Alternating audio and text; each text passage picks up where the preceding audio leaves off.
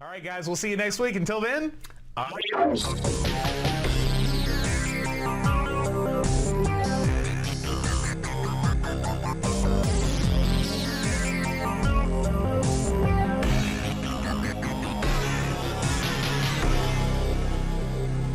Conversations from the Dark Side.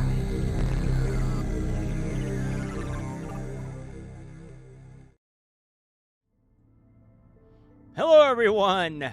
Welcome to the second edition of the 2024 season of Conversations from the Darkside. Your good buddy, your good pal, Amigo Aaron, joined tonight by everyone's favorite nightcrawler, a man who literally dwells in dark places that no man in their right mind would tread. Give it up for Jack Flack. I mean, what can you say with an intro like that? Like, I feel like I should be on tonight's list of nefarious individuals. You almost were, from what I heard. So that's for a story for another time. You know, often, as many of you know, we will come up with these topics literally years in advance of a show. They'll be well prepared, and then we will present you with unmitigated, super genius information to enlighten and entertain. And tonight is no exception, except we came up with it last week, but it's still going to be great. In fact, I'm going to give Flack 100% credit for this one, because this week's topic, the dark side of crime. Now, you know, I know here recently, true crime and stuff, it's all the rage, Flack. I see all the, the documentaries and whatnot going on about it. Everyone's into it. But what separates your average murder or run over a guy with a steam shovel to what we're going to be talking about this evening? There are certain crimes that have just been cemented in history. I think probably sometimes it's a lot of times it's due to either the horrific style of the murders, if they are particularly grisly or gruesome, just your above and beyond type crimes. And a lot of times it has to do with the number of victims as well. So I think both of those things we'll see in a lot of the people that we talk about this evening. Yes, I think that sums it up nicely. So we're going to sort of split up our conversation points into two distinct categories tonight. We're going to call one Victorian and one more modern. And we're going to kick off, as you should, in a numerical order of year, which is talking about some Victorian crime. Now, there was plenty of room for crime in the Victorian age. The 1800s were wrought with issues and problems. And I think I talked to Flack about this before the show, we kind of wanted to go over just some of the things that were being dealt with in, say, London in the Victorian era, the 1800s, that would sometimes drive people to do things that were unbelievably horrible. If sometimes just for self-preservation. So, just right out of the gate, what really affected this era more than most, in a weird way, was the class system. The class system in the UK, in Britain, in London at the time, was basically very tight. I mean, people would ignore you. You could be on fire, and if you weren't of the right class, they wouldn't pee on you to put it out. I mean, and that's some of our victims may be, actually. Yeah, no kidding. So people did, whatever they could to survive. Now, what made this much worse is that there was also a major population increase in Great Britain. I should mention that the Victorian crimes we're going to talk about all take place in Great Britain. And part of this was the industrialization that came swooping in. I've heard it said that life didn't change much for hundreds and hundreds of years before the 1800s, and it had changed more in a few years than it had in 500 years, just due to the industrialization, due to scientific endeavors, and they made changes that sort of brought people closer together into the cities. And so what does this mean? When a city like London, for example, it's where its population increases like sixfold, and that's a sixfold. 6 million people romping around the city, not meant for that many. Well, what you get there is you get hunger, poverty, rampant crime. You get mud. There's animal droppings everywhere, so you get rodents. You get people that live on the streets. There's not enough housing for people. There's not enough money to go around. Something else you get is tons and tons of like disenfranchised and unhomed children. There were a lot of street urchins running around back in the day, so you saw that everywhere. You see rampant overcrowding. If you see pictures of the era, the city streets are packed with suckers. Packed. It's like a Japanese train, except it's out in the open. So what does that mean? Of course, you've got horrible streets. You've got horrible everything. And when society's class system pretty much makes it so no one cares about the classes under them, it's a recipe for crime and dismay, isn't it, Flack? I just read a news article this week about a celebrity who was someone was trying to blackmail them, and the part of the document said that they were being blackmailed for millions and millions of dollars. But back in the Victorian era, someone might kill you for 3 shillings. Yeah. Like it would literally be, people would be so desperate for money, for resources, for things like that that was a big thing. And then also, like, there was something that didn't really exist back then that today we call forensic science.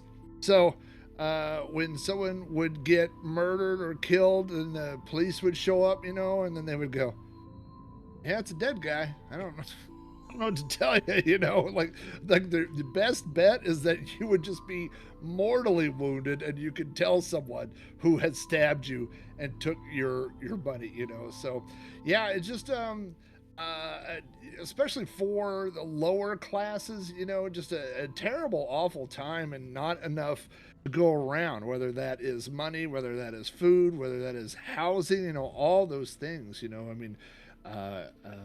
today we see things, we see commercials making fun of it, the commercial where the kid has the bowl, may I please have some more, that sort of thing. But yeah, it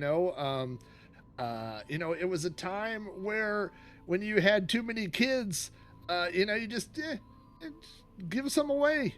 Absolutely. Take them to the orphanage, leave them with a family member, say you'll be right back, and then don't come right back. Put them on a train, buy a one-way ticket. There's a lot of people out there left to fend for themselves, which unfortunately also meant that there were a lot of people without those social connections, which means if somebody disappeared, it wasn't always easy to figure out who that person was or whether they had disappeared at all. Yeah, exactly. This was not the time that you wanted to grow up in, not the place, that's for sure. Especially when a lot of the families had came to town from the outskirts, trying to get some action, get some money. So with that backdrop in mind, we picked out a couple interesting events, I guess you would say, that took place at various points. And we're going to start off with this right here. I have to say is one of the nuttier stories you're ever going to hear. And it is the story of Spring-Heeled Jack. Spring-Heeled Jack. Now, in some circles, this is a pretty well-trodden tale, but I think we got some fresh looks on this one. So, you're probably thinking to yourself, what is Spring-Heeled Jack? Well, to explain what he is, it's better just to get into what he did. So, somewhere in the ballpark of the late 1830s or mid 1830s is when Spring Hill appeared. So the first recorded, now there were people that have went back and said, oh, they saw him before here or whatever, but the first very popular account happened in October of 1837, just in time for Halloween. Heck, if you think about it, the anniversary will be coming up on this. 1837, a girl named Mary Stevens was walking to a place where she worked as a servant and had just visited her parents. And as she walked along, and this is right in London, a strange figure jumped in front of her in a dark alley. Now, of course, you got to think, there were a lot of dark alleys. So that probably happened a lot. So, but not like this. So the figure jumped up on her, grabbed her with his arms, grabbed her with a tight grip. Then he started kissing her face. Now, that's not the best, but while he was kissing her face, he was ripping her clothes off with his claws, his metallic claws, as they were reported. In fact, Mary herself said they were cold and clammy as those of a corpse. She screamed, and the figure fled the scene. Okay, so that's the first thing you're going to see when it comes to Jack. Now, that's a pretty pedestrian story, except for the clawing and ripping of the clothes, Flack. But I mean, it could happen. So tune in the next day. So here we go. It's a different victim this time around that this fellow took off after, and as he ran past this victim, this unnamed victim, he went past the carriage and caused the coachman to lose control of the carriage and crash the carriage. And then, and this is the crux of the name, Spring Hill Jack was seen by several witnesses after he had wrecked the carriage that as he jumped over a 9-foot wall. And as he ran away, he cackled with glee, Flack. What do you make of that? In those times, you had kind of two eras of something like a copycat crimes, right? Yeah. Like you might have something like this, and then it would get into the newspapers. But you got to think how news traveled back then, right? Like it would get in the newspapers, and then maybe you didn't. If you live far away, maybe you didn't get the news for a week. Maybe you didn't. So for it to happen so close together, like one day, the next day, like it seems to me, whoever this person was, this is the same person. This is the same guy, right? Like there's not enough time. It's not like today where it happened and then all of a sudden it was on the internet and everybody knew about it, right? Yeah.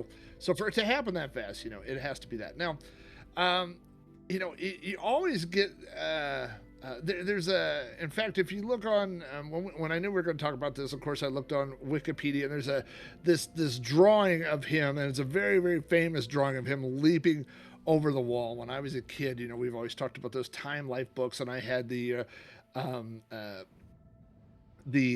Tales of the Unexplained book, and it had this picture, and I remember looking at it. And the thing is, I think what's creepy about this is not that he's just leaping over a 9-foot wall. Like that's creepy enough. And again, all you had to go by is witnesses, right? You got if you got one guy, well, he could be a loony. But then when you get a lot of people that all say, hey, this happened, that's all you have to go on, right?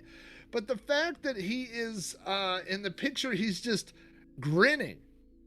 He's just like, hee, I'm Spring Hill Jack, leaping over that wall, Again, there's parts of it of the story, of the legend, where, like you say, okay, his metal claws, well, maybe he just had sharp fingernails. We don't know. Or maybe, these things. But if all these people say that they saw him jump over that wall, that's the part that,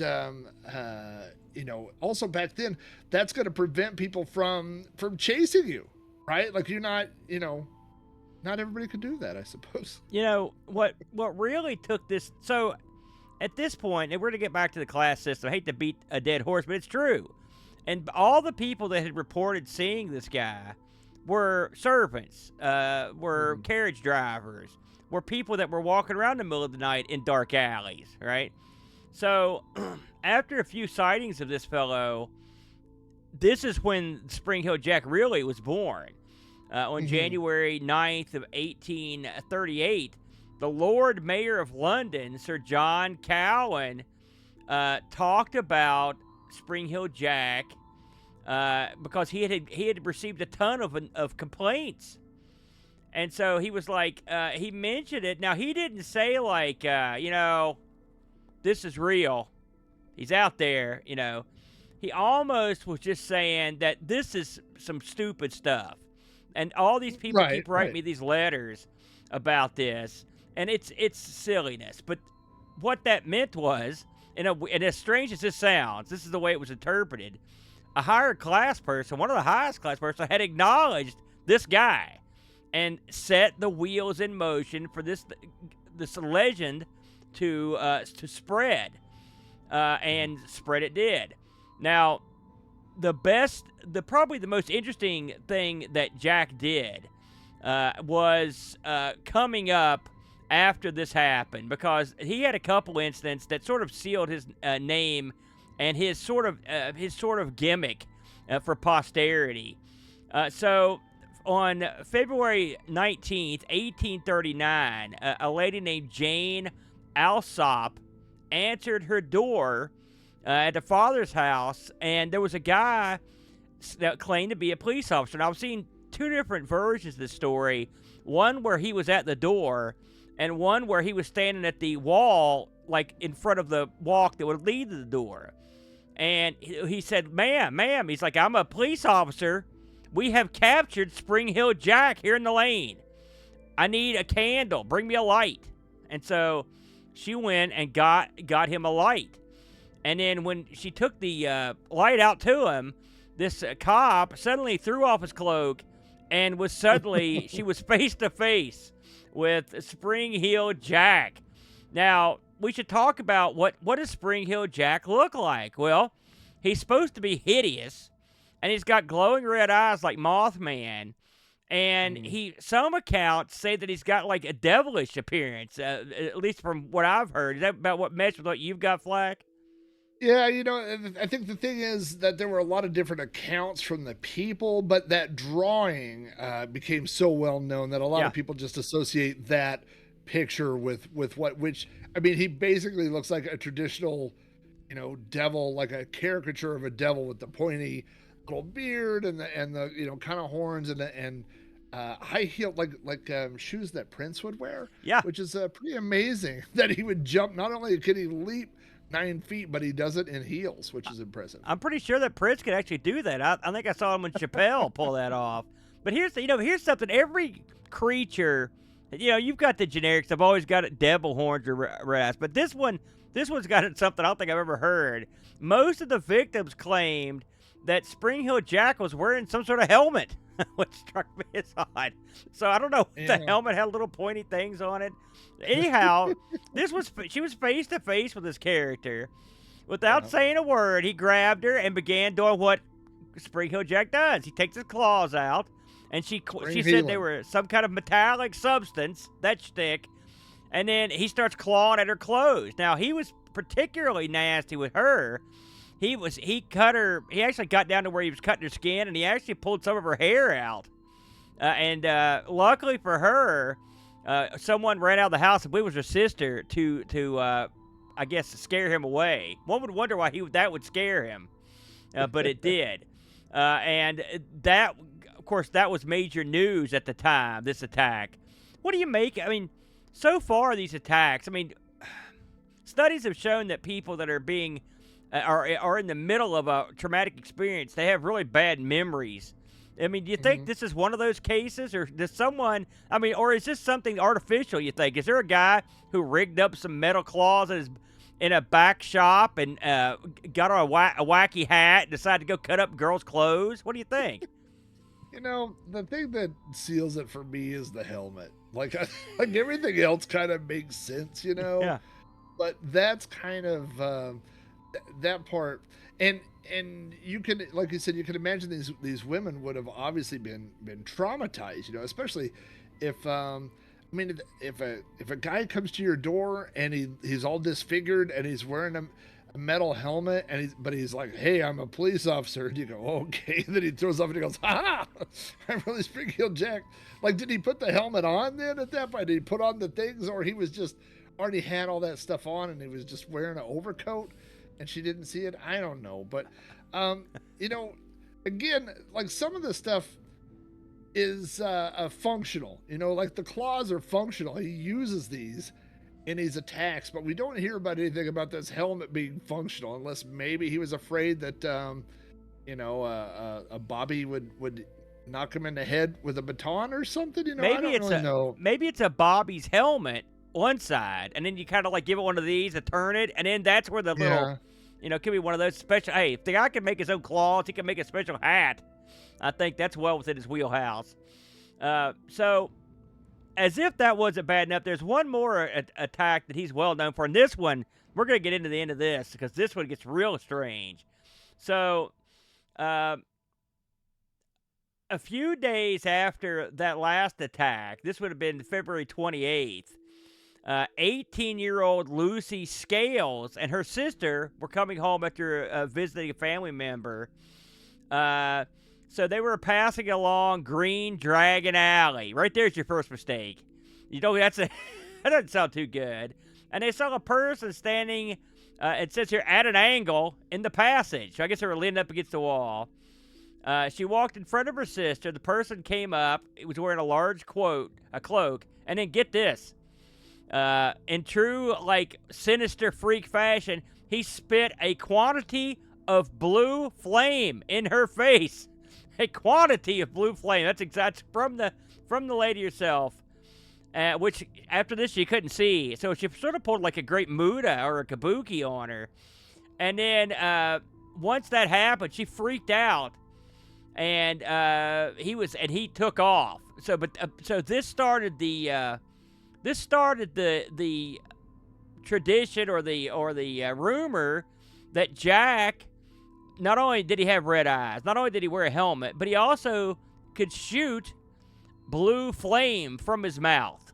What do you think of this one, Flack? It's like the myth keeps growing. You know what I mean? Yeah. Like at first it's the metal claws, then it's the metal claws and he can leap, and now he's got the claws and he can leap, and he's got the other thing, you know, or now he's got the blue flame. So it's like it just keeps growing and growing. You know what I mean? So is he retooling his attacks? Like when he goes home each night, he's like, I got to come up with something better for tomorrow. Or is he just waiting to unveil each of these things? Well, you know, so there was often a rumor, or I don't know if any of I never read that any of the actual victims said this. They could have, that he had an aroma around him, you know, and that it's possible that aroma was some sort of combustible material that he was. I don't know. I mean, we're going down a road here, you know, and that where he was shooting out of his mouth, you know, or whatever. Yeah. That's you'd think if you got shot in the eyes with blue flame, you'd be blind. So I'm assuming whatever he hit her with, you know. But I mean, this is something that comes up again and again. And the funny thing about Jack is, so keep in mind the instance we've talked about, which are the famous ones. You're talking about things that happened in the 1830s. Right, in the late 1830s. The last, like, credible report that people, and I say credible, was in 1877. So someone pretending to be Spring Hill Jack, a copycats or whatever, were keeping the ball rolling for, you know, and several more decades. And so what makes us all sort of amusing is Spring Hill Jack became very popular in these penny dreadfuls, which you want to explain penny dreadfuls to the people, Flack? No, go ahead.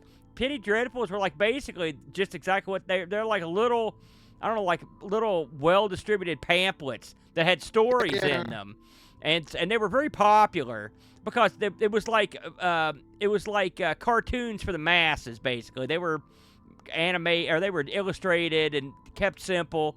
And so, Spring Hill Jack, not quite a comic book, right? But well, I mean, it was an illustrated pamphlet. There were written words in it, but I think they were illustrated in a certain way to make the illustrations gave someone most of the people who couldn't read, something they can at least have someone read to them, or at least they can look at a picture and try to get a general idea of what was happening. That's the way it was described to me, anyway. Mm-hmm. And what happened was, and this happens often, and I mean, gosh, it's probably happened in a million different characters.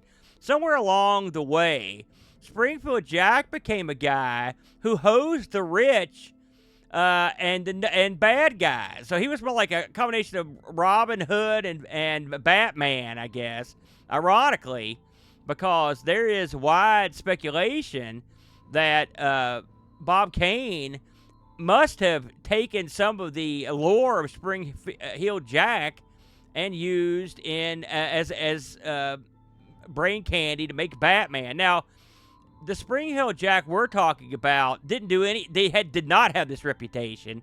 He was a creepy, semi-rapist nut job. But like I said, the Penny Dreadfuls and his appearances in serials, he appeared in tons of serials. And he became popular as this mythical good guy that helped out people and punished criminals. And even in some of the more famous pictures and illustrations of him, he does take on a very Batman-like stance with a cape that looks like bat wings, and he's on top of a building. It looks pretty heroic. So one would wonder if Bob Kane had seen any of this stuff back when he created Batman. I think it's unlikely. It's not like he could hop on the internet and go dig it up. So he would have to have been exposed to it, in America at some point, which is unlikely. But it could be possible. Do you think? What do you think about this? With the fact that these attacks went on for 30 plus years, what are we looking at here, Flack? I think the early stuff was probably all one guy. I think that there was probably, some sort of embellishment that went on from these eyewitness people because, you're talking about these people that would be, like low income, low class people. And so, to get even someone to know their name or to be in a police report or something would have been something. So if they were, to add something to the story, to add something, that, and then they become a part of history. So I could see that. I think the span we're looking at is almost 50 years for some of those later accounts. So I'm trying to imagine whatever age Spring-Heeled Jack, and by the way, I'm operating on the assumption that nothing here is supernatural, right? Like this is all on the level. So no matter what age Spring-Heeled Jack was, if you add 50 years, can you imagine jumping off something that's 9 foot tall? Yeah, I'd be Spring Wheelchair Jack at that point. Exactly. Yeah. So I don't, either that was something that, something that became a myth kind of thing, or people, picked up the torch and kind of, just kept it going or whatever. I can't imagine that would have been the same guy. But the thing that I never really understood about Spring-Heeled Jack is that almost all of the people that we'll be talking about tonight had, and even if their motivation is just a murder, that's a motivation, right? Just to do something. But what is this guy's, what keeps him going? Every day he's risking his life. If people caught him back then, there would not be a Spring-Heeled Jack trial. Yeah. They would just beat him into, and then there would be Spring-Heeled body, laying there, right? So, he's risking his life to just show up at women's doors with his metal closet, be like hubba hubba hubba, and then run away. I don't what's the long game for Spring-Heeled Jack? That's the part I'm not sure. That's a valid question, and a few things. Looking over this material and absorbing some stuff before the show, and I was watching. Number one, his antics of being Spring-Heeled really never. I heard him only maybe once or twice mention any of the credible stories. So it's not like this guy was bouncing around he maybe someone just was nuts. Maybe he just got a really good jump at it. Maybe he knows parkour. But you're right. The motivation to run up. if you think about it, now it works better if he's like a paranormal type character. Okay, he's a weird demon, sure. But let's pretend he's a real guy, just for a minute. Here's a guy that manufactured some gloves that had claws, that is hideous, and has somehow rigged up a thing to give himself red eyes, and can shoot fire from his face. Like this guy's a G.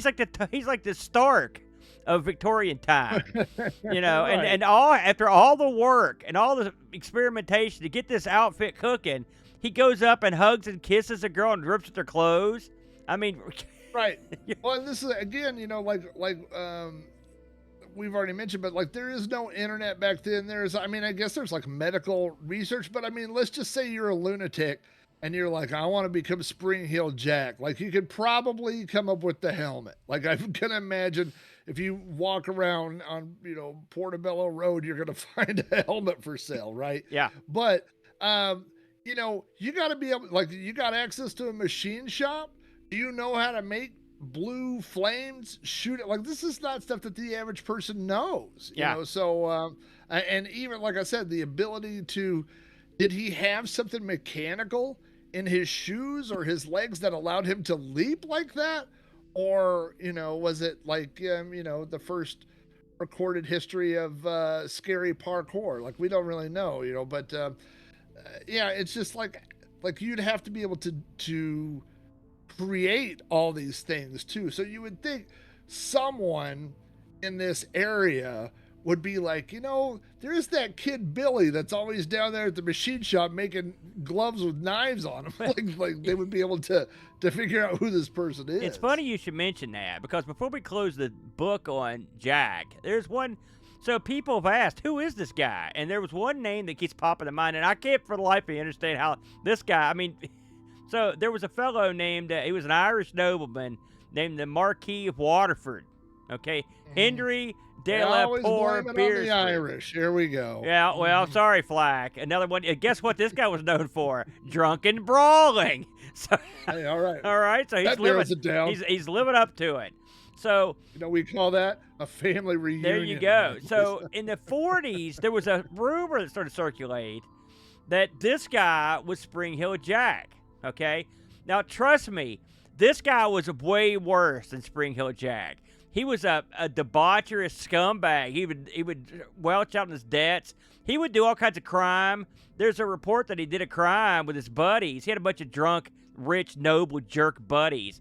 They would do a bunch of crime. When they reported to the judge to be charged, they wore bear and wolf skins into the courtroom. This is in the newspaper. The judge was like, what the hell? And, of course, he couldn't do anything to them. They were nobles. There's another report where these guys went around and they went around a wrecked part of the town. Then they stole a bunch of paint, and then they literally painted part of the town red. It was red paint. But so you're thinking to yourself, okay, maybe this guy's nuts. Here's the kicker. So the Marquis had a boat built, right? And the boat, of course, you got to put a bunch of cannons on there. So while him and his drunk buddies were out screwing around with cannons, this is why I don't think this guy was Spring Heel Jack, because he blew his leg off with a cannon. He was a one-legged man. So no, that doesn't match Spring Heel. Like if none of these women mentioned that the guy running away also had a peg leg. Yeah, no kidding. But I mean, I guess if you could, I look at it this way, Flack. If you could build red eyes, if you could build spring heels, if you can build metal claws, you could certainly build a robotic fake leg to go along with your blue flame breath. That's the way I look at it.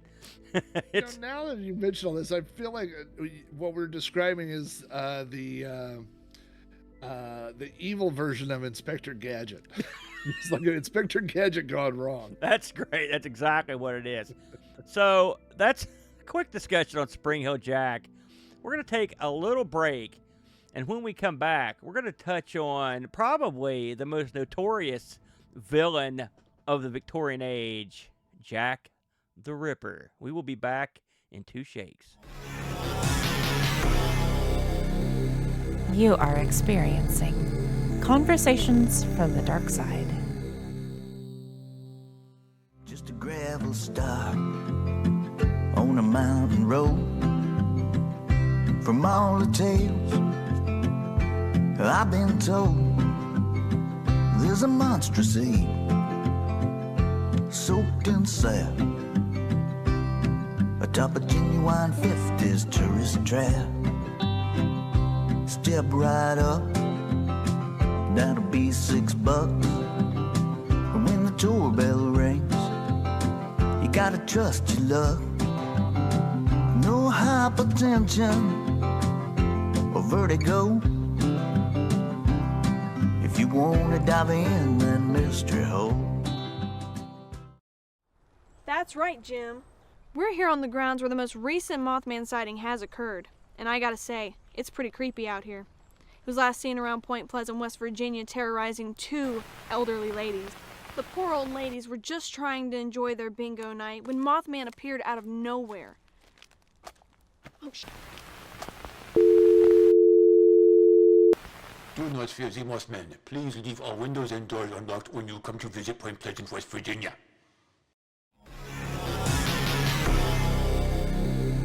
You are experiencing Conversations from the Darkside. And we're back with more Conversations from the Darkside. Myself, Amigo Aaron, our good buddy Rob O'Hara, a.k.a. Jack Flack. Tonight's topic, the dark side of crime. And we are continuing our discussion of crime on the dark side of the Victorian age. And I think, Flack, you've got probably the king dong of all criminals of that era.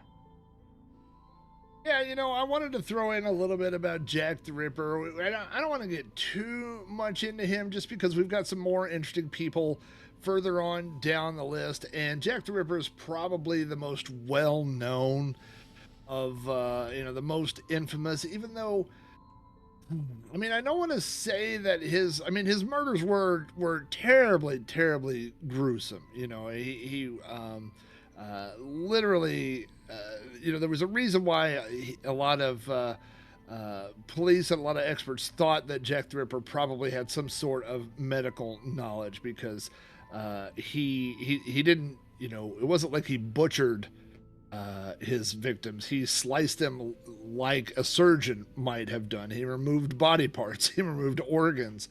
He did some really, really terrible things, But one of the reasons why I just wanted to throw him into the conversation tonight is to piggyback on something that you said about the class system, of this Victorian time. So one of the things, and it's hard to know if, it probably, he knew this, but he may not have known how well this was going to work out in his favor, was that Jack the Ripper murdered 5 prostitutes.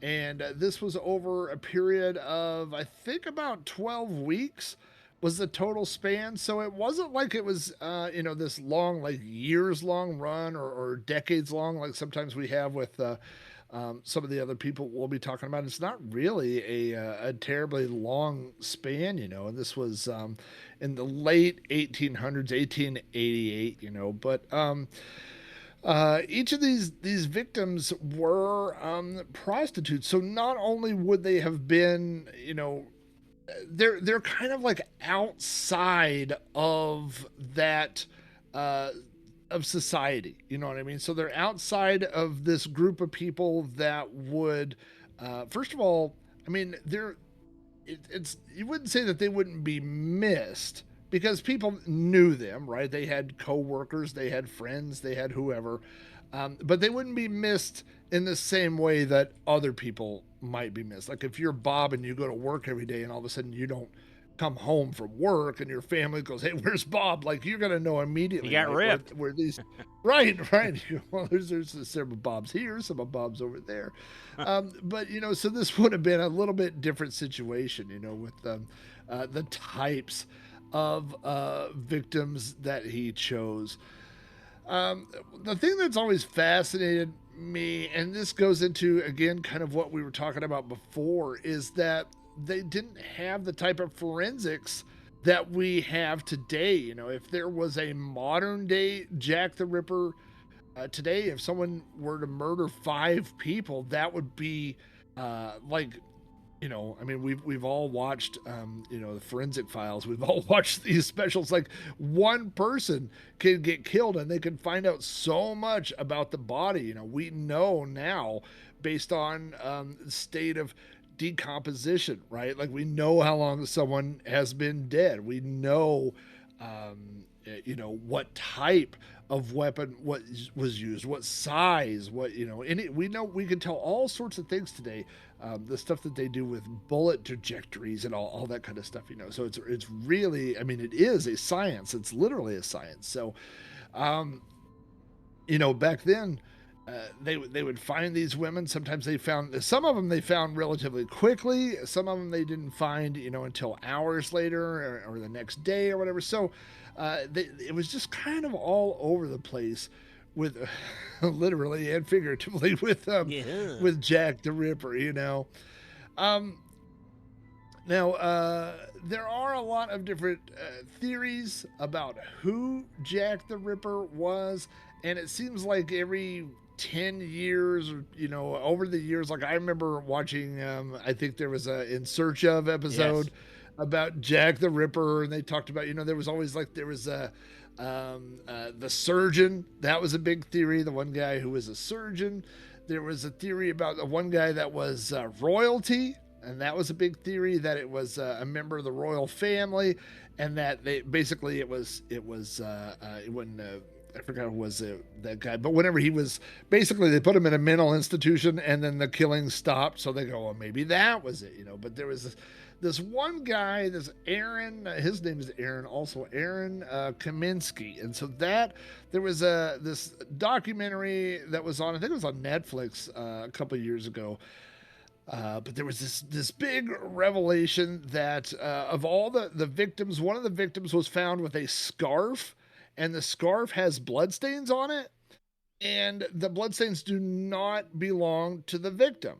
And so a few years ago, they did DNA testing on the scarf, and then they did testing on, some of the descendants of these people that were suspects, and the one family that was a match was this Aaron Kaminsky.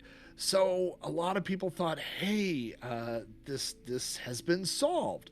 But there's a problem. There was multiple problems. First of all, this scarf apparently got handled by a bunch of different people, including members of these families. So it's super contaminated evidence. So a lot of people write off that DNA evidence. The other problem is that this Kaminsky guy was accused because he may have known the victims. Well, if he knew the victims and he had met this woman before and she was wearing that scarf, then there's a possibility that his DNA would have already been on that scarf anyway. So he might have already had contact with this person. So it's not, an open and cut kind of case. You know what I mean? It's and that's the frustrating thing about a lot of these. Again, today, the first thing, if we found if we had a murder scene, the first thing we would do is protect the crime scene so that it doesn't get contaminated. But back then, everybody was like, hey, let me see that scarf. Hey, let me put that on. Woo, woo. Like everybody's touching everything at the crime scene. That's what they did back then? My God. How did they catch anyone? They would pose with selfies with the scarf. It was terrible. So, I think there's lots and lots of cases. I think last year, we talked about DB Cooper and some things, but it's like this, the ways that we have to get DNA and test DNA evidence today is so good, but it depends on having, a crime scene that hasn't been contaminated. And so this stuff just wasn't preserved the way that we needed it done. I'm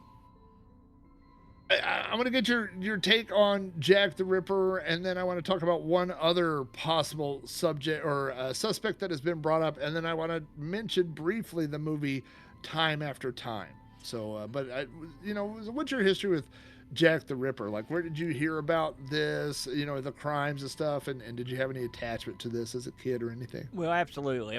Much like a lot of the things I found out, I'm sure that the first time I ever heard about this was probably In Search Of with my dad. Every Monday night, we'd watch In Search Of, and with Leonard Nimoy, and they covered everything. And this was just another thing that they covered. And there were a lot of once that show took off, a lot of shows copied the format, so you'd see the same basic information. It's a lot like YouTube, kind of think of it. But the one thing about this, if you look into the various murders, and like you said, it being class-based, most people, you're right, these are people that the cops, they got killed all the time. Prostitute got killed, meh. Kids get killed right over with a carriage, meh. But the difference was the way they were killed. That's what made it important. Yeah. And then, of course, once people demand an answer, well, then suddenly the pressure is on the police to give the upper crust what they want. They want a guy. They want someone arrested. And, of course, you know, if you are of that era, who are you going to cast your eye toward? You're going to cast your eye to foreigners. You're going to cast your eye to the poor. You're going to cast your eye to the insane. You're going to cast your eye to people like that.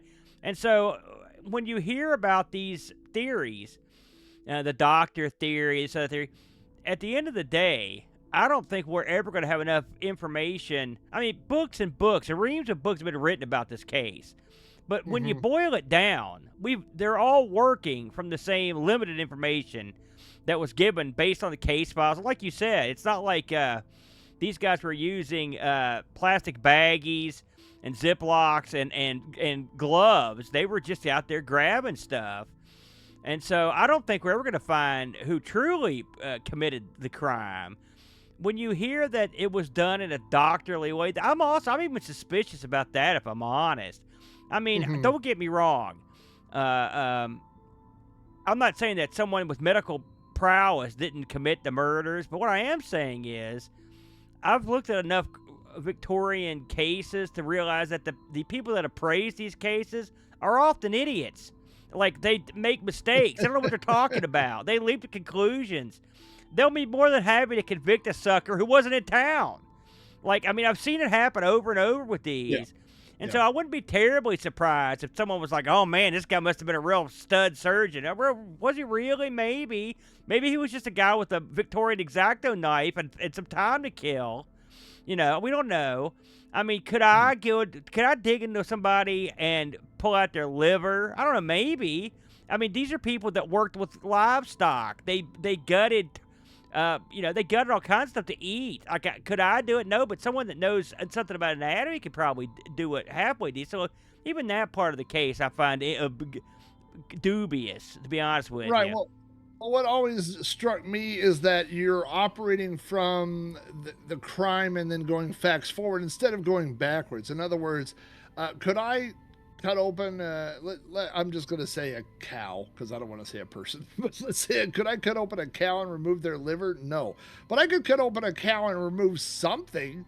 Yeah. And then tomorrow, they would go, hey, the seventh chamber of his stomach was missing. That meant something. Well, maybe I didn't know what I was doing. Maybe I was just, wanted a souvenir or something, and exactly. I grabbed something. Like maybe he wasn't going for a liver. Maybe he was just like, what? Hey, that's yellow. And he just took it, So, yeah, that's a good point. Yeah. So it may not have been, and also, again, not because of the class thing necessarily, but we've heard even in modern times where it is police are being pressured to solve a crime, right? And so they'll find somebody, and then, we have people today that are on death row, and then all of a sudden you find out, well, they didn't do it. And then they go, well, we had to get somebody, sorry. They had to do that I don't really want to say it this way, but for the better good of society. You know what I mean? Because if you've got the whole town worried about Spring-Heeled Jack or Jack the Ripper running around, like, now the police got a problem with everybody, and so if you go, it kind of quit happening, and if we think it was probably this guy, and then let's move on and let's get society back rolling again, rather than every business shutting their shutters at 5 o'clock, and you know what I mean? Like, sometimes I mean, I don't want to say that throwing somebody under the bus is for the better good of society. It's definitely not for the better good of that person. Right. But I think they were definitely pressured to say certain things, you know. So if they were to say, "Oh, well, it was a surgeon and this guy kind of disappeared," and then so there's nothing to worry about. Let's all get back to business and making meat or whatever people are doing. You know what I mean? Wow, of all the things to be making after that conversation. So yeah, it's that Jack the Ripper. I mean, now granted, aside from carving them up and taking up, they also did horrible things to their private parts, which that is probably the work of someone who we can't agree that this is a sick puppy. Sure. There's no doubt about that. But was he a skilled surgeon? Unknown. But he was definitely a sick person. Now, I will say, if anything good came out of Jack the Ripper, it's his various movies and TV appearances over the years, including that time travel gimmick I watched one time where they had to go back in time to stop him or go forward in time, I believe. But he's been everywhere. He's been on the Enterprise. He's been all over the place. Do you have any? Is there any media connected to Jack the Ripper that you find interesting? Time after time. I love that movie. Oh, yes. That was one of the That's the one I was early, talking you know, about, right? The time travel. It was I know the one name. of those HBO specials. You know, I mean, it wasn't an HBO special, but it was one of the early ones that HBO got a hold of. So it was on like 3 times a day for about 3 years. Yeah. So I saw it a bunch of, like, what better viewing for an 8-year-old, you know, than this. But the story, if for those of you that haven't seen it, it's that H.G. Wells really had a time machine. Yeah. Like, he had really built a time machine, and the time machine has a key that only he knew about. And so he would have this meeting of people, and they would play chess or whatever, and there was a guy that always beats him. And that guy, he comes running in off the street and all this. And what's happened is, at the beginning of the movie, he is Jack the Ripper. And by the way, Jack the Ripper is played by David Warner, who's one of the, I mean, David Warner, I think, just died this year. I think earlier, I think 2024. He was in Warner everything. died. Good, bad, and everything in between. He was in. I mean, he was in Tron. He was in The Omen. He was, I mean, just so many great films. He was great. But so he's Jack the Ripper. So to get away from the police, he gets in the time machine and goes to the future. But the thing is, he doesn't know about the key. So the time machine returns back, and H.G. Wells gets in the time machine. By the way, H.G. Wells is Malcolm McDowell. And he goes after him, and then of course they get to modern times, and there's this big twist kind of towards the end where H.G. Wells confronts Jack the Ripper. I mean, it's like 1980 or whatever, you know, and he's like, "You're a man out of time. You got to come back and face your crimes." And Jack the Ripper turns on the TV, and it's just, he's flipping channels, and it's all the nightly news, and it's murder and war. And he's like, "Buddy, I'm not out of time. You're the one that's out of time." He's like, "I found my time," you know. And so, yeah, I always love that. I do want to talk about one possible suspect, and this is something that doesn't get mentioned as, I don't think it's as popular of a theory, but there was the very prolific serial killer H.H. Holmes. I think he's known as America's first serial killer, and it is documented that he went overseas and was in London during that time. Yeah. And H.H. Wells, I wrote it down here. He had somewhere he was. They know for a fact that he killed 27 people, but it's suspected that he may have killed up to 200 people. Like, he was real good with the blade, as we like to say. So the fact that he was in London at that time, and the way the crimes were committed is the same as what he did. I don't think that theory is too far out there. What do you think? Well, I have heard that one, and it's listen, compared to everything else you hear, it's not bad. You know, I mean, this guy, obviously he's got the track record, and so yeah, I mean, it could happen. It's funny to me. It's funny, we're talking about H.G. Wells. I have to wonder if it's funny how it's one letter off, effectively, if you think about it. It's kind of wacky to think about, but yeah, I think it's. I mean, that's of all the theories I've heard over the years, that is one of the more ones that seem feasible to me.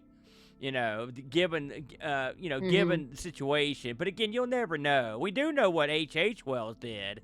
I mean, he like you said, a flurry. How many did you recall his victim list?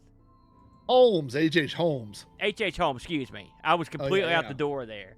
Oh. What was it? I got my brain went nuts. I said H.H. Wells. How many people did he end up knocking off over the years? Well, like I said, they know for a fact that he did 27, but because of the way he did it and where they found bodies and stuff, they suspect that it could be up to 200. That's crazy. That's totally a lot crazy. of people. Yeah, it is. I will, just to close the thought, I don't have anything that riveting, but I will say in terms of, I did love that movie. I remember watching after I had sunburn at the beach one time with Wes. It was great. That's a great way to watch because I couldn't go anywhere. But there's another bit, media bit with Jack the Ripper that I always found amusing. If you ever watched Amazon Went on the Moon, which is it's sort of like Kentucky Fried Movie, but not quite as good. Yeah. But there's a segment in it where they sort of make fun of shows like In Search Of. It's called BS or Not, and their theory, and I think this stands up, Flack, if you really look into it, is that Jack the Ripper was in fact the Loch Ness Monster.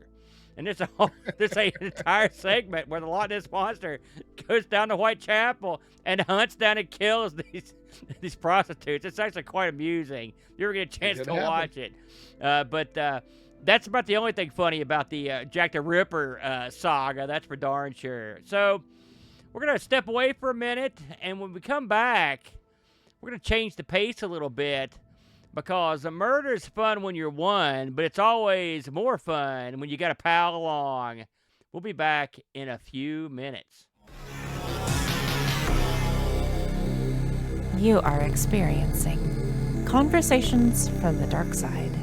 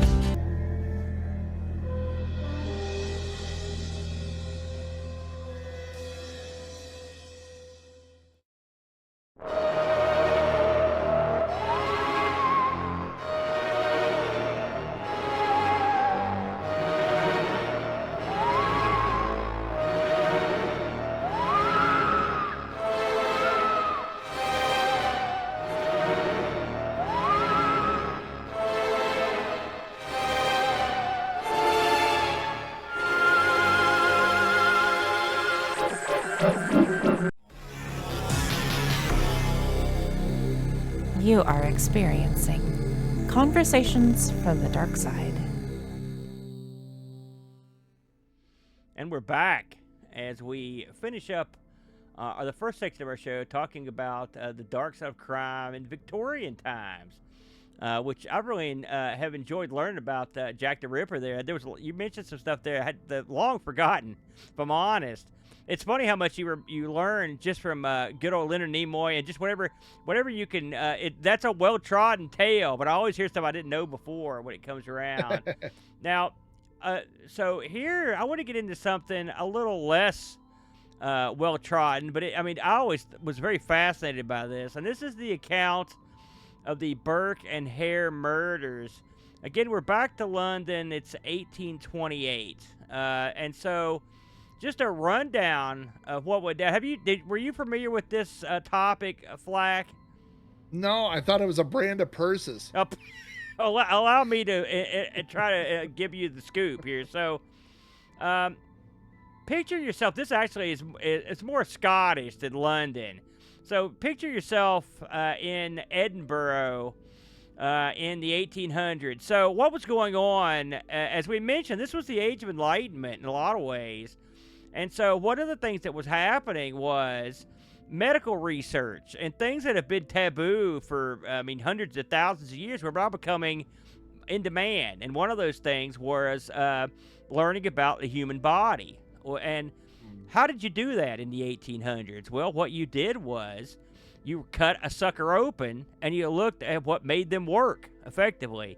And the demand to be taught at the prestigious schools around the country was high. This is one of the top places in the world for this sort of knowledge. And, of course, Scotland had laws that required you to only certain corpses could be used for medical research. And of course, who got to get used? Low-end schlubs, of course, because Scottish was just much like everywhere else. And so who would they let you cut open? People that died in prison, suicide victims, like orphans, bums, people died in the streets, stuff like that. And so there were so few available corpses that there was a new job that opened up, and these people that performed this job of body snatching were called resurrection men, or the term I always like to use, they're resurrectionists. Resurrectionists would dig up graves and steal the bodies, and then they would sell them to a college or a speaker and pocket the cash. Now, this became such a common occurrence in this area at this time that people started protecting their family members' graves, including putting little cages over the graves and even putting large stones over the graves. So it's funny, even in America, you'll occasionally come across a grave that's like this with a metal cage stuck over it to keep people from fooling around with it. But this was becoming quite a problem. And so with that backdrop in mind, again, it's 1828, and there's a fellow named William Hare who has a home that he accepts boarders in. And so someone has died in his house. He consults a friend of his that he met named William Burke. What should I do with this body? This really makes me mad because not only is this sucker dead in my house, he owed me £4 back rent, which that's a lot of money, by the way, back in those days. I'm sorry, £7 back rent. Oh. And so Burke's like, here's what we do. We're going to sell this guy to the college. So they go and find a fellow named Dr. Knox, and Dr. Knox gleefully accepts the corpse and pays them the kingly sum of £7 10p for the body. They split the cash, £4 for £4 for the boarding house owner Hare and £3 10 for his buddy. So a close split. So all is well. They move along with their lives. 2 months later, Hare comes back to Burke. He's like, listen, I got a problem. I got a person in my house that's sick, and I think they're catching, and I think they're going to get other people sick, and people are afraid to rent the room. So guess what? Burke had an idea, a cunning plan, if you will. Let's kill this sucker too. So they gave this. Now they're pre-resurrectionists. That's right. They've changed their tune. So here's the cunning plan. It's the old get them liquored up with whiskey, then put a pillow over their head trick, which is what they do. And they take this fellow to Knox. Knox don't ask no questions, by the way. And he pays them £10 for this guy. All right, so bam, all of a sudden, this is a great way to make money. Okay, and so they start offing people left and right. Now, the interesting thing is, both these guys they're not those stable guys, and throughout the killings, they'll occasionally break up, fight. Sometimes they'll actually fist fight with each other, but they usually come back together in their need for cash to kill another of the people that come to stay at the house. And of course, their wives are also involved. So you've got both their wives and both the guys that are killing these people. So finally, they've killed 2 people, then they kill another, let's say 13 or so. In this way, yeah. And this is all in 1928 or 1928. It's in that era there. And so it's 1828, by the way. That's a typo on my part. So what happens? Well, what happens is finally they screw up. They have this cunning plan to bring forth this guy over and kill him, or this chick, I should say, and they get him liquored up and with a group, okay, and then they kill the person, but some of the people that were staying at the boarding house had went out for the night and they came back, and so what did these idiots do? Because they're drunk, they're stupid. The people that did the killing, they're like, we gotta hide this body. Well, here's a pile of straw at the end of the bed. We'll stick the corpse in there. So the people came home, and all of a sudden they're like, wait a minute, is this a body? I'm going to go tell the cops, you know. And so this bed sure is lumpy. And so as they're walking to the cops, one of the guy's wives find out about it. They try to bribe the chick. Listen, here's a tenner, you know. You didn't see nothing. They're like, are you kidding? It's like, take a hike. And they'd also made the mistake of killing off I don't know if he's popular, but a well thought of or well seen beggar that was around town. So this guy was already missing, and when the cops heard about this, they're like, okay, we're taking this seriously. For once, they took someone seriously. And they went to the house and checked out the scene. By the time, so get this, though. So while they were going to get the cops, Burke and Hare went in the room. They're like, oh, crap, the jig's up. They got the body out, and they drove it to Dr. Knox. All right, so keep in mind, they know their jig is up. Dr. Knox accepts the body, just like he accepted all the other bodies. And when he thinks that the fuzz are onto him, the first thing he'll do is take a corpse and chop the head off. That way they don't know, you know. Okay, so when they get there, of course the cops go to his office. They go to his body room, and of course there's the body, including the body of the guy that everyone knew that was a bum was also there. And they knew him because his feet were all jacked up. And so the head was gone, but the feet were still intact. They're like, oh, that's the guy. And so they were all immediately arrested. And as you can imagine, and so get this. This is typical of the way police operate.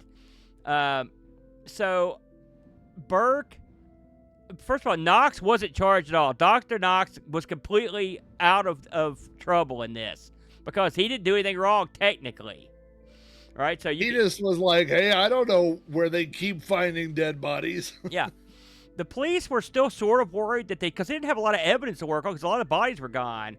So they offered Hare immunity for prosecution and if he would turn King's evidence. And since he can't testify against his wife, it would also save her. So basically, effectively, he gave them immunity. And, of course, with him on their side, they instantly took care of Burke, although Burke's wife did get off the hook. But so on Christmas Day, the judge returned a verdict of guilty, and just like it was like 60 minutes. And then get this is the best part.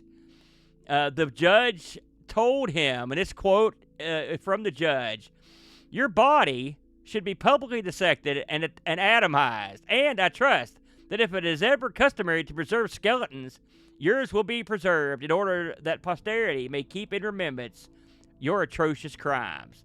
And sure enough, Burke was hanged on the morning of January 28, 1829, in front of a crowd of 25,000.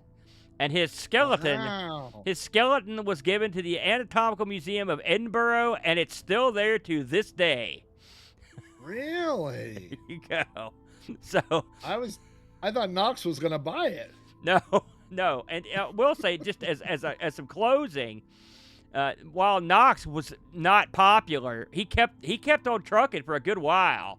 And then as for Hare, so the cops held on to him for a while because he was not, as you can imagine, he was not popular, even though he was given immunity. And they snuck him out of town in a carriage. But people in the carriage with him recognized him.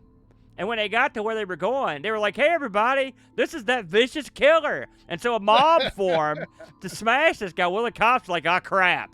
So they pulled up a dummy carriage, and they snuck this guy into a building and out the back door to another carriage and got this guy to basically the border. And that's the last anyone knows as to what happened to him. So yeah, They and should've- then the town Should have hit him rioted. in some hay. They should have Yeah. hit him in hay at the end of a bed. Well, What an angle! now listen. This is why you have me on this show. Okay. Yeah. While you're talking, I am on the British version of the inflation calculator. Okay. So 10 pounds in 1830 is basically roughly 1,500 pounds today. That's So- a hefty sum. Yeah. So, because I was thinking like, well, if it's $10, like that's like, I was like, $10, but that's $1,500. Not that I'm more tempted to do it. I'm Yeah. just saying it does sound like a lot more money. I do feel bad for the guy in the story who is positively identified by his weird feet. I Yeah. don't feel like that's what I want to go down in history. You know, the ironic thing about that guy is they tried to pull the old get liquored up and then smother trick. The guy wasn't a drinker. So he's the only bum on Oh. earth that wasn't into booze. So finally and this guy was the hardest guy they killed. They finally had to overpower him and like just take him out the hard way, basically. Right, and then Knox is like, I don't know where they find these bodies that have cracked skulls. If you think about it, though, this guy, I was reading how many bodies that guy went through in like a week. And I mean, it's ludicrous. He did 2 dissections a day, every day for 400 students a class. And now, if this makes you feel any better about Dr. Knox, just a little side note. He was disfigured after having smallpox and was horrible looking and was blind in one eye. So he was Wait your, a if you're minute. going to sell a body to a guy, this is the guy. Was his other eye glowing red? I think I know this disfigured man. Was this spring? We've just cracked the case. Dr. Knox was Spring-Heeled Jack. We've got it. You know, the Victoria, I mean, we could do 10 shows, 100 shows on various crazy and creepy things that happened in the Victoria area. And then another 1,000 shows on the bizarre creatures that were roaming around the woods and haunting the back alleys of the area. It's a lot of fun. But up next, after the break, we're going to bring it forward, just like Time After Time. We're getting in the time machine with Jack the Ripper, and we're coming forward because there's no more creepy crime than the crime that happened a couple days ago in your backyard. We'll be right back in 2 minutes. You are experiencing Conversations from the Darkside.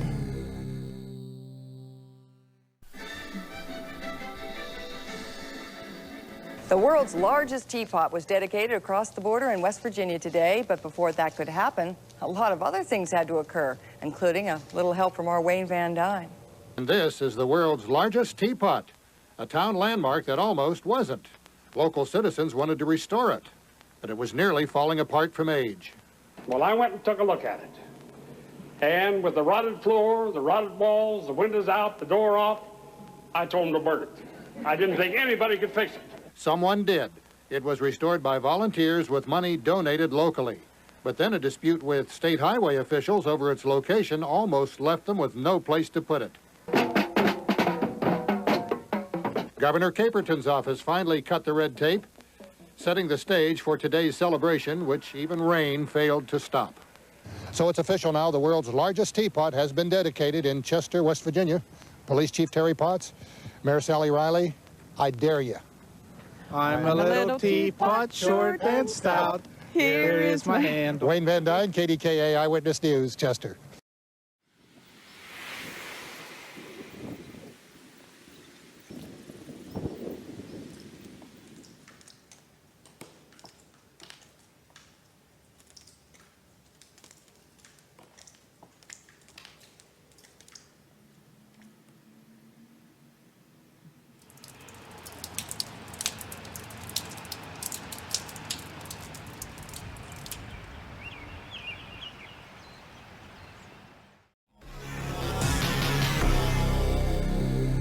You are experiencing Conversations from the Darkside.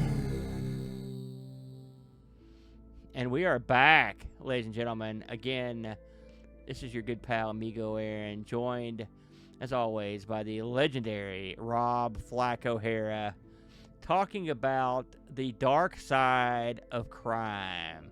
We've had a interesting jaunt down the road of Victorian horrors, but now we're going to bring it up to date a little bit. And Flack has picked out some real interesting cases to talk about. What do you got there, Flacker? So for this segment, I've got two different cases. One is one that I'm sure you've heard of, and one is one that I'm almost positive you haven't heard of. So we're going to start off with one that I'm pretty sure you have heard about. And this is the infamous Son of Sam killings. Now, the Son of Sam killings took place in New York City in 1976, 1977. So it's the late 70s. I went to New York City several years ago, and my dad gave me these warnings. He was like, literally my dad said, don't go to Central Park unless you want to get killed. I mean, and his experience of going to New York was in the early to mid 70s. And when I went to Central Park, which was about 10 years ago, I did almost get killed. I almost got ran over by a buggy, like a carriage with a horse with a married couple who was taking pictures. And there was a guy that was painting their pictures on an easel.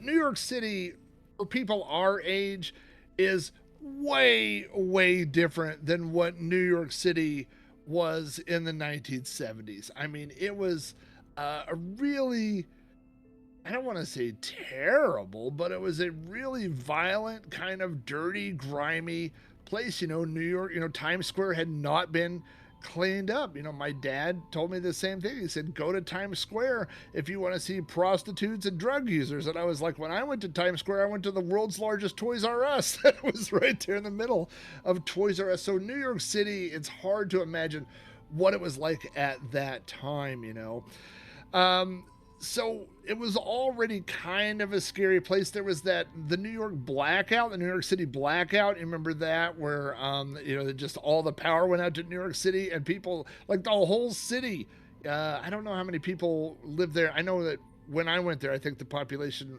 I was told at that time that the population at night was 7 million in New York City, and during the day was 12 million, because so many people come in from the boroughs in New Jersey to work in New York City. So, I mean, that's a lot of people to have in 25 square miles, whatever it is. So, when they had the blackout, then all these people were just like, hey, like 10 million people decided to go loot. I mean, it's kind of a scary place to be, and so things got worse when someone, these people, I think one of the first crimes was these people that were in their car. They were just minding their own business. They were parked by the side of the road, and a guy walked up and shot them. I mean, they were just sitting in their car, and a guy just walked up to the side of the car and shot them. And he had a 44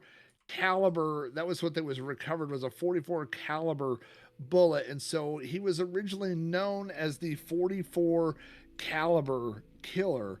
But fortunately for police, they didn't have to make up names for him, because he told them his name. This guy was kind of a lunatic. He would leave long, strange notes written either in blood or written on walls. Like, he would leave these big notes, and then he started writing notes and mailing them to all the newspapers, and he would mail them to the police. So the killer was definitely someone who liked attention, and this is something that we see today, because the Son of Sam is still alive. He's serving, I believe, 6, consecutive life sentences. But he told them his name. He said his name was the Son of Sam. He was, like I said, he was writing all these letters and stuff like that. And the time, if you ever read about these crimes, or watch, any of these, like the docuseries about this. It was so terrifying because these murders were random. That was the thing. If you were in New York City and you got mugged, you were like, oh, I got mugged, or whatever. But this was just a guy that for no reason would walk up to you and shoot you. And it was like a very anonymous type of crime where he would just walk up and just shoot people. Most of the people that he killed were sitting in their car, just either like sometimes it was couples, boyfriend, girlfriend, or sometimes it was women, and he would just walk up and shoot them. And people were so afraid at that time that most of the women that were shot or that had been shot had long black hair. And so women, this is how afraid people were. Women started changing their hairstyle. Women were cutting their hair or dyeing their hair, and there was actually a wig shortage in New York City during that time because so many women were buying wigs to try to hide their hair. So, I mean, this is a really a crazy type of thing. And for one person to inflict this kind of chaos on an entire city was really kind of unprecedented. And so basically what ended up happening was there were a lot of reasons why that the Son of Sam murder was able to operate for so long. And one of them was because at this time, all the boroughs in New York City did not share information. There was no national database for things like this. So everybody was holding their cards close to their chest. So one borough might have information, but they weren't sharing it with another borough, and so on and so forth. And it doesn't take very far in New York City to get into a different jurisdiction. So that was part of the problem. But the police were desperate for information. They were just saying, like, if you see anything, if you see a car, let us know. If you see somebody, let us know. And not all the people that were shot died. It's just mass chaos in New York City, right? And the police department was so desperate. It was if you see something, say something type of situation. But they were getting inundated with false information because people would say, hey, I saw somebody on roller skates. I saw a dude on a scooter. They're getting, hundreds of thousands of tips, and it's not helping. But there was a tip that came in that said that they saw police and they had written a parking ticket on a car, and the car belonged to a guy in Yonkers, but it was like 30 miles away from where it was supposed to be. And so they thought, well, this guy doesn't really have a reason to be here. I mean, they were following every lead they could possibly follow, right? So the police go to visit this guy in Yonkers, so it was another area of New York City. And when they go talk to the police there, they're like, yeah, we kind of suspect that guy's the Son of Sam. Oh, geez. Literally, they said that. They said people have turned him in and said, we think this guy might be the Son of Sam. He's kind of weird. And also, there is a dog that's related, and he had shot the neighbor's dog because the dog had been talking to him. And they were like, yeah, maybe this guy, we should go investigate him, right? And so it's almost too easy. They go up, and this guy, David Berkowitz, is walking out of his apartment. He goes and gets into the car. Then the police surround the car, and they go, they ask him who he is, and he says, he just smiles at him, and he goes, I'm Sam. So he knew he was caught, and in the car is a paper bag, and when they look at the paper bag, there's the murder weapon and bullets and casing. It's like now, we're going to get into conspiracy theories.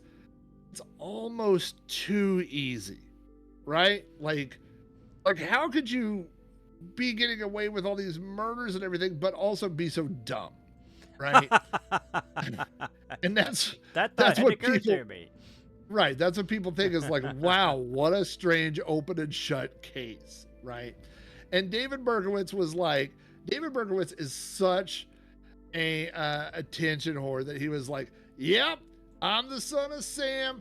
I did it. I'm the murderer. I shot them all, and all this, right? And so, as they go into the court proceedings and stuff, he starts telling them what a lunatic he is. You know, he starts saying that that the neighbor's dog was possessed by a 6,000-year-old demon, and the dog had been telling him to commit the murders, and all these things like that.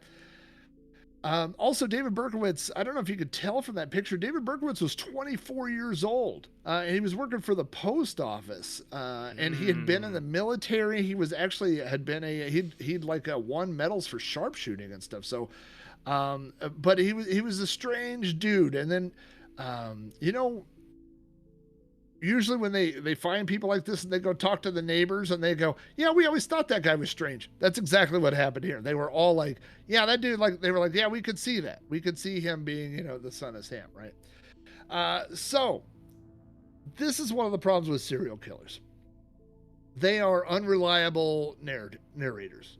Narrators. So they tend to change their stories a lot. They tend to change the facts a lot.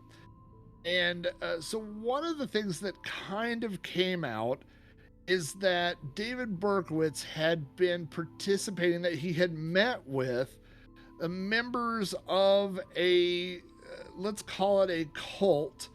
The cult was called, I have this written down here, the Process Church of the First Judgment. Oh, okay? Gosh, that's the complicated. Right, which was part of the 22 disciples of Hail Satan, which is part of their name, okay? So this was an actual group of Satan worshipers that were meeting in and around New York City, okay? So apparently he had met with these people before. Like, this is kind of documented, okay? But here's where stuff starts to get really weird. There were a couple of guys that were a member of this cult, and when they had gone back and looked at the witness, like the artist drawing of who had done the shootings and stuff like that, some of them did not look like David Berkowitz, but some of them looked a lot like these other two guys that were in the cult. And so this theory starts kind of coming around that maybe there was not one son of Sam. And in fact, David Berkowitz started using the term sons of Sam. And so there was a famous television interview with David Berkowitz where he went through and said, they asked him if he had committed all these murders. He said, well, I was at all the murders. And they were like, well, but did you do all the murders? And he goes, well, I didn't actually pull the trigger. And they go, wait, what? Like, you're not the son of Sam? And he's like, well, you know, we're kind of all the sons of Sam. So that's a pretty big conspiracy theory. Now, here's the problem with that conspiracy theory, is that David Berkowitz has since recanted a lot of that stuff. And says, you know what? I wasn't kidding. I wasn't talking to a dog after all. He said they had offered me this book deal, and I was trying to get an insanity plea. So that's why I had come up with that. So maybe it wasn't about a dog and a 6,000-year-old demon.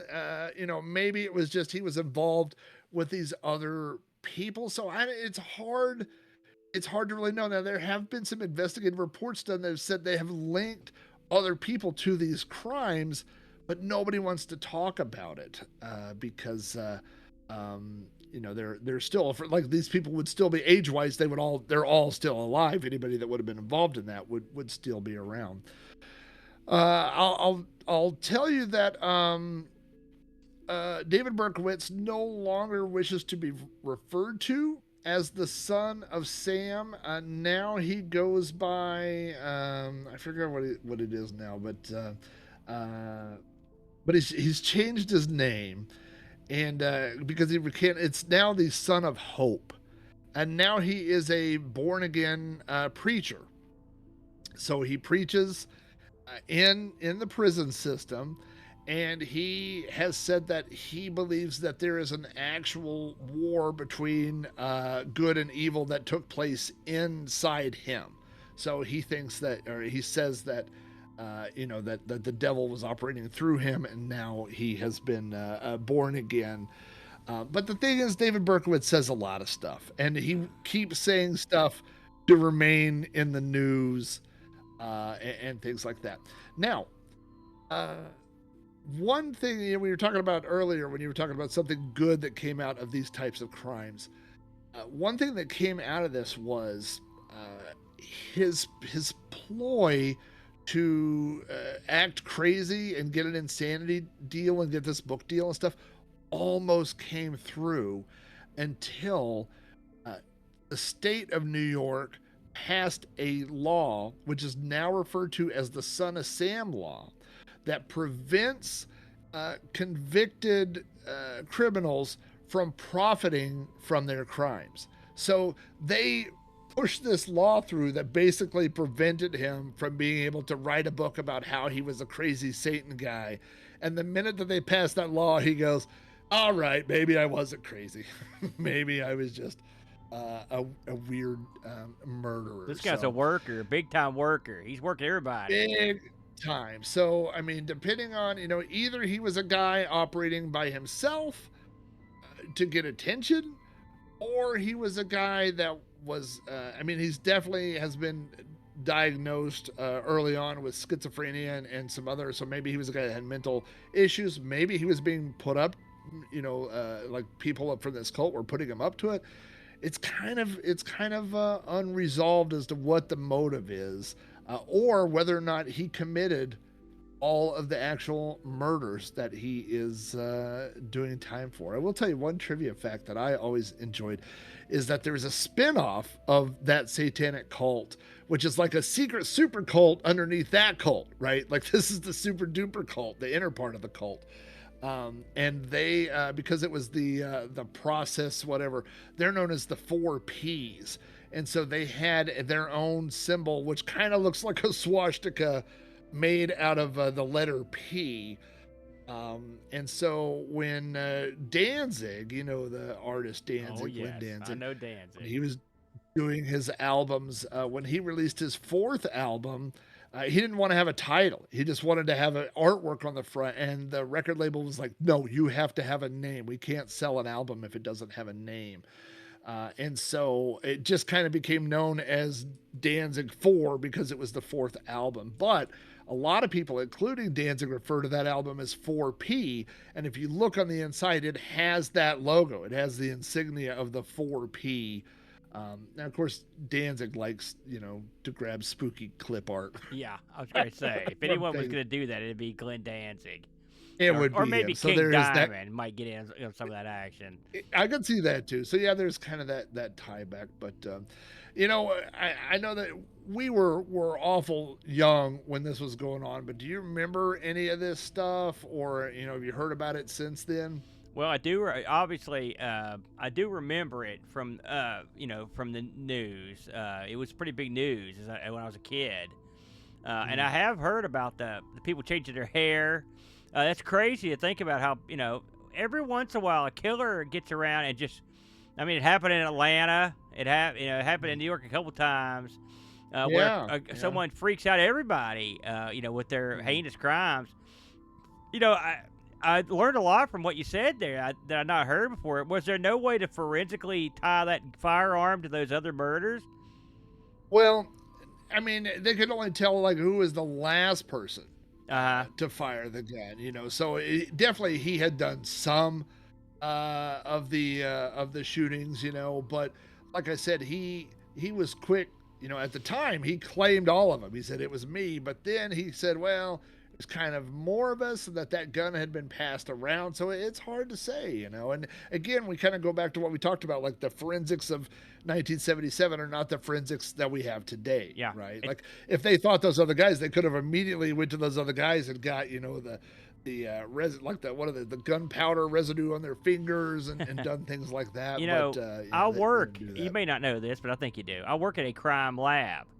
And I work with forensic gun scientists and I see them actually. We have a gun range across the hall from my lab.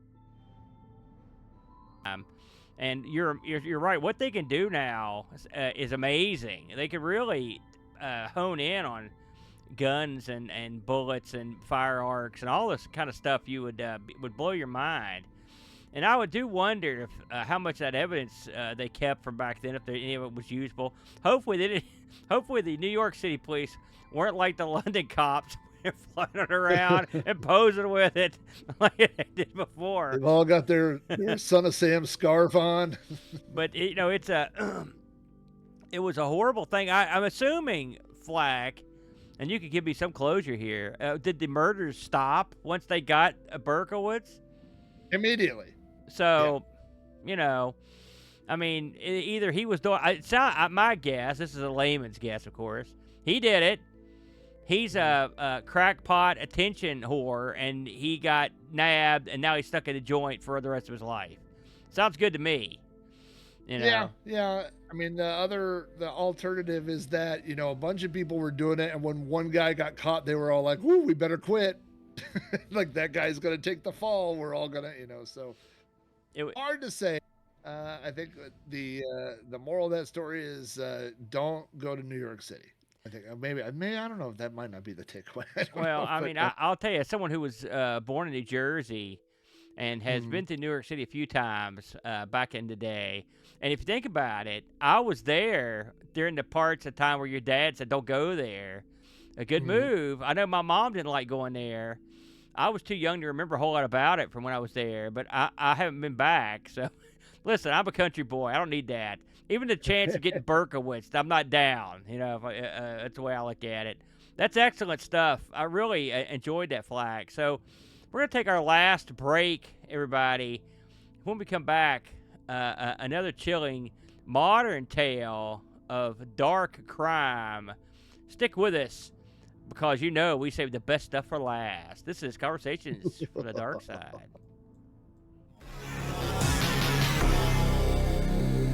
You are experiencing Conversations from the Dark Side.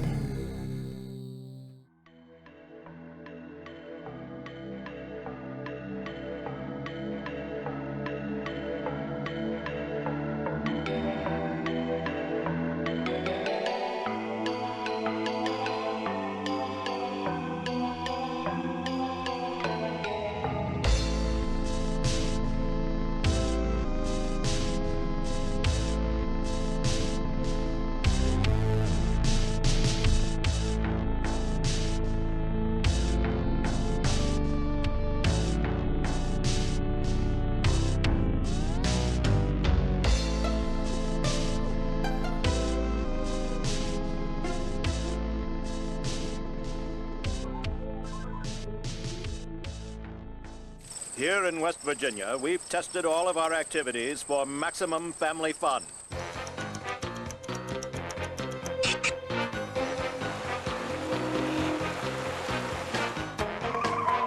Everything has been tested and retested to make sure your West Virginia vacation will be the best your family has ever had. So call today for more information and test out West Virginia for yourself.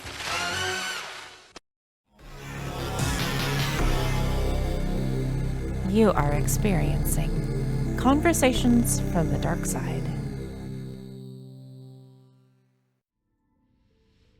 Hello, everyone, and welcome to the final segment for tonight's episode of Conversations with the Dark Side.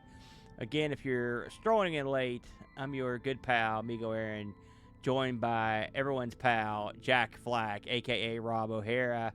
Tonight's topic has been the dark side of crime. And we've went briskly through the Victorian age up into 1970s and 80s New York. And Flack has another destination for us. Where are we going now, Flack? Well, this is essentially, let's say, modern times. I mean, this is 20th century. This is, I wanted to pluck a little bit, I mean, we've got things like Son of Sam. We've got Jack the Ripper. These are things that everybody has heard of. But I wanted to grab one that I think that maybe you haven't even heard of, but by the end of it, you will have heard of it. No, that's a bad transition. Unless your mic goes out, I guarantee you're right. Oh, And then you won't have heard it. This is a somebody who I don't even remember how I heard about this guy, but I think I heard about it because there was some controversy. Because for a short period of time, he was listed in the Guinness Book of World Records as being the world's most prolific serial killer. They removed this entry from the Guinness Book of World Records because people complained and said it sounds like you're making it into a competition. So they said, yeah, maybe we should take this out. But this man's name was Pedro Lopez. He has a nickname. His nickname is Monster of the Andes. So, this segment, I mean, I'm going to dance around some things, but there's some pretty not nice things that happen to children in this story. And so, we won't get too graphic, but this is a pretty rough story, and it starts off with a pretty rough upbringing of Pedro Lopez. He was born in Colombia. Some bad things happened to him as a child, and then he tried to do these bad things to his sister. And so his mom, apparently he was one of like 15 kids or 17 kids or whatever. He was in the middle, but the mom says, you know what, you're on your own. So he was kicked out onto the streets at the age of 8. So Jeez. That is how Pedro Lopez's life begins. He ends up joining up with a gang who abused him in really bad ways. So he does not have a good childhood. He does not have a good upbringing. He actually got arrested for car theft and went to jail briefly. And he was sexually abused in prison by 3 adult men. And so how old was he in prison, Flack? I mean, he's still really, really young, like early 20s, maybe. Okay. But he got to spend a little bit of time there because he systematically went back and murdered all 3 of those guys. So dang, revenge murder. Pedro Lopez is not a good guy, okay? And so when he gets out of prison, he just starts kind of wandering South America, and he ends up in Peru. Now, he has some run-ins with the law in Peru. At one point, he is visiting like these indigenous tribes because he's kind of like trying to stay on the outskirts of society, you know? And he gets caught like trying to lure their kids away. In fact, he gets caught stealing like a 12-year-old from this indigenous tribe or whatever, and they catch him and they decide they're going to kill him. They bury him up to his head. They're going to, like literally like an old cartoon, they're going to let him die. And this pastor, a missionary guy, is like, no, like, you know, let's let him go and it'll be for the better. And by the way, it was not for the better. They probably would have been a better story or a happier ending if they had let that happen. But at that point, he's like I said, he's wandering Peru, and they deport him. Peru's like, you have to leave the country. You're you're not a good guy, right? And so he ends up in Ecuador. And so he's kind of just wandering around Ecuador. This is 1980, by the way. I mean, up till 1980, okay? He's wandering around Ecuador, and there's a lot of rumors about this guy because he like tries to lure people's children with trinkets. That's the word they always say is trinkets. Like say, hey, come over here, I'll show you this or whatever. And there's a lot of children that seem to disappear everywhere he goes, but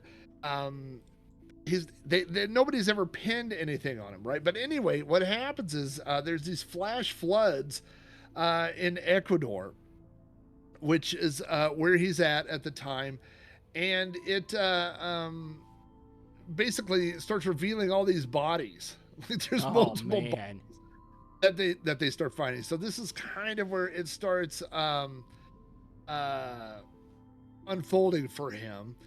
And he gets caught trying to abduct another 12-year-old. Gets arrested, this 12-year-old girl, right? So they take him down and they question him. They're asking him these questions, and he's like, nope, don't know anything. I don't know what to tell you. I got nothing to confess. And he goes back to his jail cell, and they're like, we got to get a confession out of this guy. So they send an undercover officer to be his cellmate.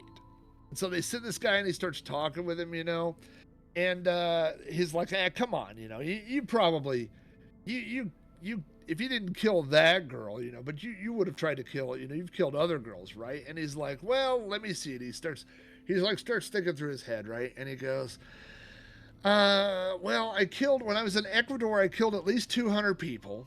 And then when I was in Peru, then the article I read said tens of people, so dozens of people, whatever that is. And then he goes, and then there was a bunch in Colombia. I don't really know, but that's, somewhere around 300. That's his number. And, so they go back and they're like, this guy has got to be, he's got to be full of it. Like, nobody has murdered 300 people. It's not possible, right? And so this guy's hitting him up for more information, and they're like, hey, if you murdered that many people, where's the bodies? And he's like, oh, well, if you go here in Ecuador, it's where I put a bunch of them. And so they go there in Ecuador, and they found 52 or 56, 53. They find 53 bodies. Holy smoke. So he was telling the truth. He is telling the truth. He's an absolute maniac, right? And so Ecuador, they're like, oh my God, like, you are under arrest really bad. Like, you're under the bad kind of arrest. Now, they do this trial, and he's convicted, and we'll throw this out. What do you think his sentence is?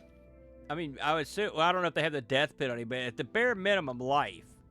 I mean, he killed 53 people? That's life. 53 people, right. 53 consecutive life sentences. How's that? The maximum sentence they had at that time in Ecuador is 16 years. Oh, God. So he is sentenced to 16 years, and then, but he gets out after only 14 on good behavior. They let him go? Okay. Yes. So in 1994, they let him go, but they said, oh, by the way, you're kicked out of Ecuador. And they said, hey, where else did you commit all these other crimes? How about Colombia? Because he said, originally he said in Colombia, he was like, oh yeah, there's a few dozen bodies there, right? So Ecuador is like, we're sending you right to Colombia, okay? So he goes to Colombia, and they arrest him immediately when he walks across the border, and they put him through their system, and they go, this guy is mentally insane. He's a nut job, okay? Yeah. So they don't put him in jail. They put him in a mental institution. But part of their system is every so often they retest you to see if you're sane or insane, and if you're sane, they let you go. So after 4 years, he was declared sane. This was in 1998. And so they said, well, here's the deal. We got to let you go, but you have to register as, an offender. You have to report back for probation, all this stuff. And he goes, sure. He has never been seen again. He walked away from their system in 1998, and he never checked back in. Holy, so how old is this guy? Do we know that? I mean, his first crimes began in 69. So, Wiki says he's 70. So this guy could still be walking around the planet, is what you're telling me. 100%. Yeah, he'd be in his 70s. Now, the thing is that one of the things about this guy is that he had a very recognizable MO. Like, he did the same thing every time, which was he would get these little, toys or trinkets, and then he would lure kids away, like away from the crowd or whatever. Now, his thing when he was in jail, when he went, was on trial or whatever, he said that he was first sexually abused at the age of 8. And so his goal in life was to assault and murder as many children as he could.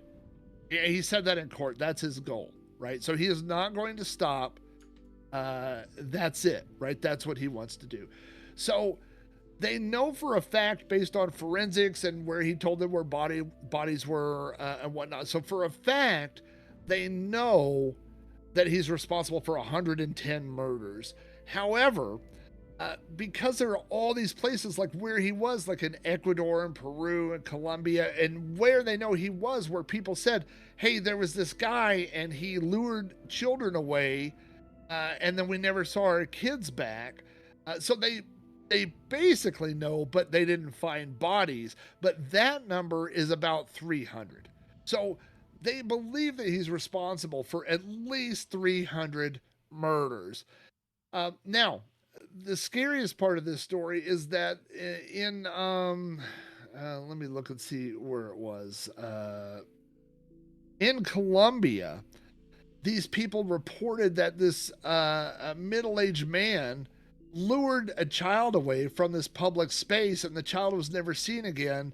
And based on, what he looked like, what they said to authorities, they're 99% sure it was him. That was in 2012.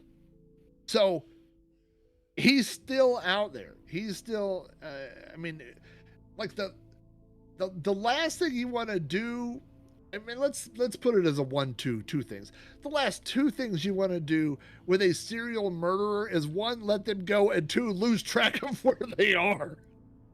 But that is what happened in the case of Pedro Lopez. So this is, again, his name was put in the Guinness Book of World Records as being the world's most prolific serial killer. Then they did remove that. They said that really wasn't a world record that they wanted people shooting for to break. So they did take that out. But Pedro Lopez is a name that most people are not familiar with.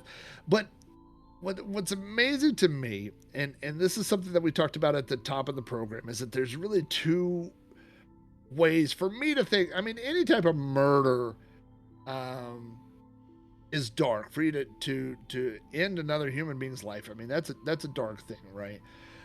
But to get on this list, it was really kind of two things, for both of us. One would be the types or the grisliness of the actual crimes committed, things like Jack the Ripper. The bodies were so mutilated. It was such a horrible crime. So that's why those people were on the list. But the other one is sheer numbers.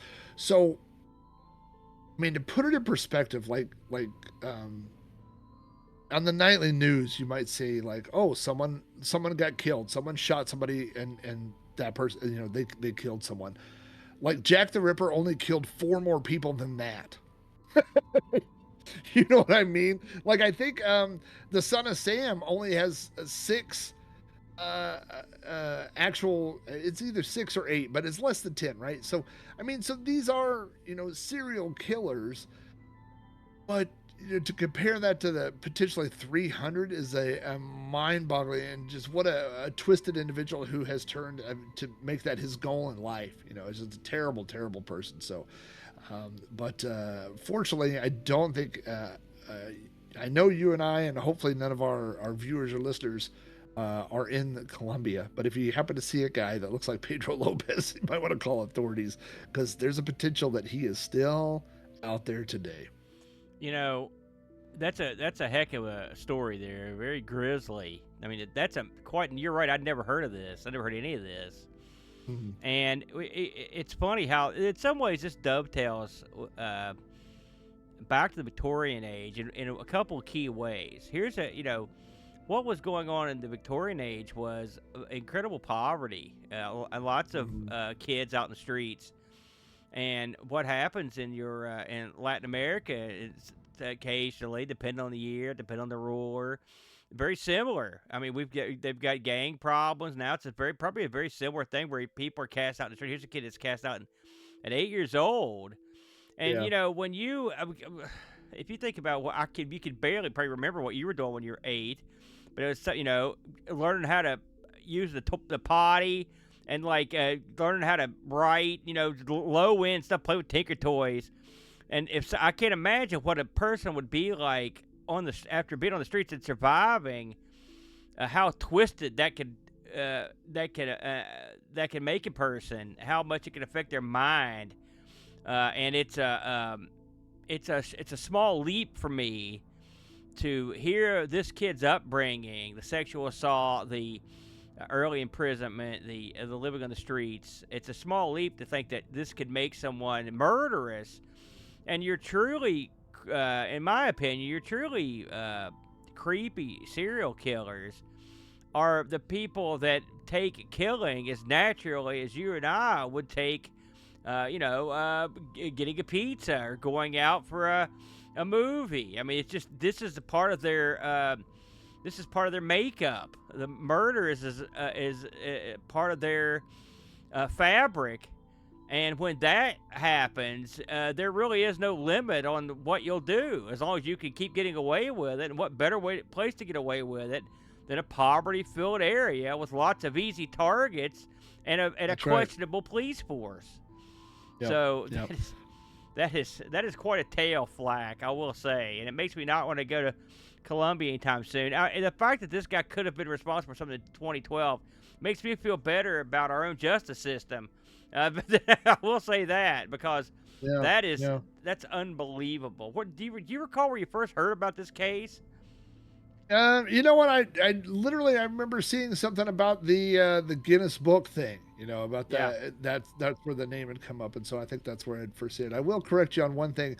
When I was 8, I was not learning how to be potty trained. I was learning how to program in BASIC on a TRS-80. Oh, so that's okay. What I was doing when I was you were a particularly well-adjusted child. I'm still working on the potty train to this day, unfortunately. I'll get there, brother. That's for sure. Hey, listen, we are just about up against the wall here and out of time. For another episode of Conversation with the Darkside, I want to thank everyone who tuned in live. Again, we are, this month, we're filming all these at 9 o'clock on Fridays in October. We've got 2 more big episodes left to go. So we'll be back next Friday at 9 p.m. Again, if you are so inclined, you may reach us at thedarkside@mail.com. You can also call our toll-free voicemail hotline. It drives in directly to the automated answering machine, or you can text it at 304-397-0810. Be the first this season to chime in, and we'd love to have, we're going to collect all your ghost stories or your encounters and present them later on in the month, so that's always a good time. Flack, thanks as always, man, for hanging around, and we will turn you guys loose. If I ever meant this, I've never meant it more than I do right now. Make sure you go out and lock your doors and windows, because there's a lot of bad crap going down on the dark side. Good night, everybody.